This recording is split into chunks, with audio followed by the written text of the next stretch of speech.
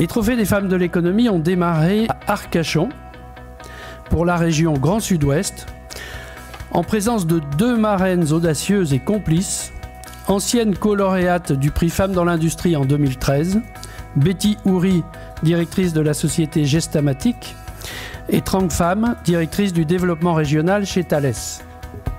Nous avons été accueillis pour la cérémonie de la région Provence-Alpes-Côte d'Azur et Monaco, avec Patricia Ricard, notre marraine, une femme passionnée depuis plus de 20 ans par la protection de l'environnement, membre du Conseil économique, social et environnemental et présidente de l'Institut océanographique Paul Ricard sur l'île des Ambiers.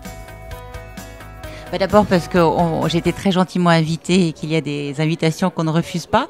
Et surtout parce que j'avais eu l'occasion déjà de voir un petit peu à quoi ressemblaient les trophées des femmes de l'économie à Lyon. Et j'avais été très touchée et très inspirée par ces femmes qui se réunissaient et qui avaient déjà un langage très positif. Et on parlait beaucoup d'incubation. Enfin, il y avait des entreprises qui étaient des incubateurs pour des start-up, etc.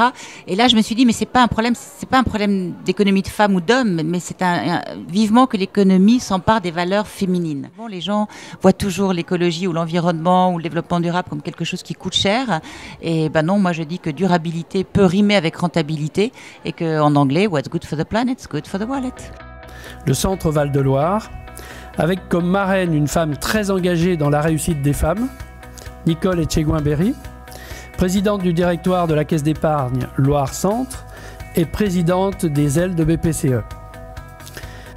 Après une trêve estivale bien méritée, c'est au tour du Grand Est, auquel est venu se joindre le Luxembourg.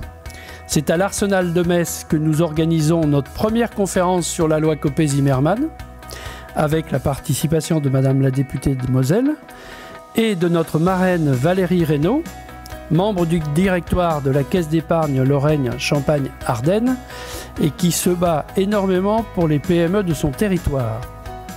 Nous partons ensuite pour Vannes, à la conquête du fameux Grand Ouest, avec pour marraine Anne-Marie Petit, présidente de la Trinitaine, entreprise fondée par son grand-père et qu'elle a su développer de manière impressionnante et qui symbolise, je trouve, à merveille la réussite au féminin. C'est sur les bords du lac d'Annecy que nous ouvrons la dernière cérémonie des territoires pour une région Rhône-Alpes élargie à l'Auvergne, ainsi qu'au Genevois, sous la présidence de notre marraine Sylvie Richard, une des rares femmes au monde à diriger une centrale nucléaire.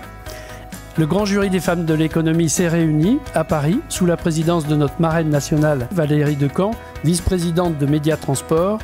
Voilà, donc on est vraiment en train d'essayer de bouleverser 12 000 ans de stéréotypes et c'est pas si simple, hein, et les entreprises ont un rôle immense à jouer dans cette révolution.